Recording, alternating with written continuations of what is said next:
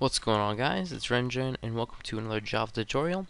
In this episode we're going to be talking about while loops, and they are the first of a few loops that we're going to be talking about throughout this series, as well as being very similar to what we did in last episode with if statements and if structures. So pretty much if you understood what was going on last episode, you should catch on pretty quick with this episode. Of course, there are a few new things that you're going to be introduced to. But let's go ahead and jump right in. Now, before we start, important to note that I do have my class here set up with my main method before we start. Obviously, very essential to actually getting this program running. So, let's go ahead and write out a bare bones while loop. Now, this is what all your while loops are going to look like, obviously with some code in there, but nonetheless, this is what they are going to look like. So, you'll notice that it looks very similar to an if statement.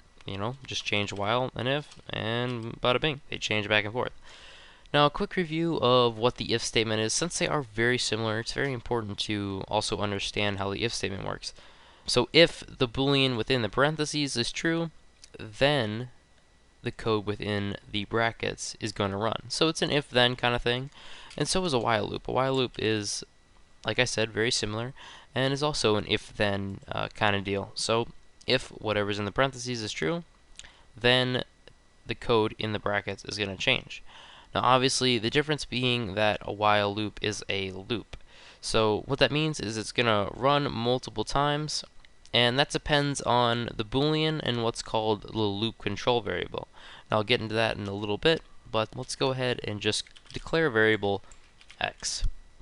So in this case, x is going to be our loop control variable, meaning that it is the variable that is being tested, if you will, in the while loop. So let's just say if x is less than 14. And actually, to make this more simple, I don't like big numbers. So let's go ahead and crank these down. X equals 1, x is less than 4. I don't know. I'm just feeling the smaller numbers. So let's go ahead and write some code that we want. Well, first let's pause here and take a look at what we have so far. We have a variable x. That's pretty simple. Just setting it to 1. And then we have while x is less than 4. Then this code is going to run. Now, obviously, we don't have any code there yet, but we're saying as long as x is less than 4, we want this code to run. So let's go ahead and actually get some code in there. So system.out.println, I'm basically just going to say less than 4. Pretty simple and straightforward, but gets the message across nonetheless. Before we can run this, we need to change the loop control variable, because actually what's going to happen if we decided to run this loop right now is x is less than 1, or x is 1, and it's less than 4. Now x is not changing at all in this while loop, meaning x is not changing at all from the time that it's tested to the time that it's tested again. So this boolean essentially is always going to test true, which means this loop is never going to stop running until literally you go into Task Manager and end the process. Obviously, I'm sure none of us want to do that, and infinite loops is what they're called, and it's something that we would just want to stay away from. So in order to do so, we're going to have to change x in some way, and in this case we're going to have to increase it, because, well, if we subtracted it, we'd still have an infinite loop, or subtracted from it rather.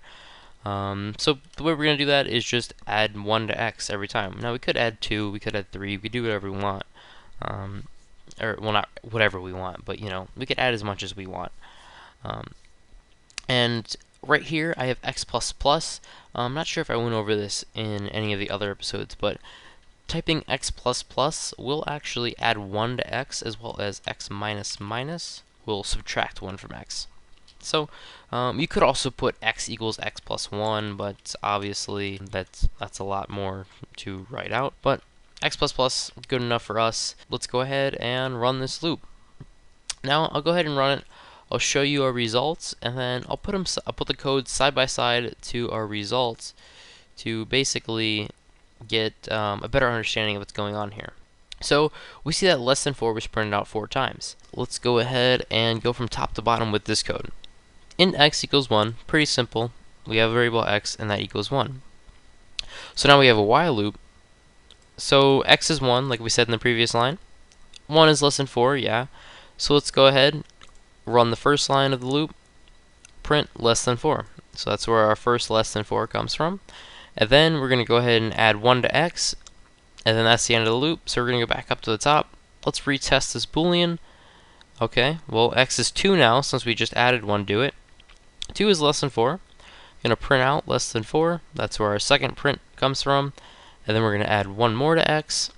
Go back up to the top. 3 is now equal to x, or x is now equal to 3 would be better. And 3 is less than 4, so system out to print line less than 4. That's where our third print of less than 4 comes from.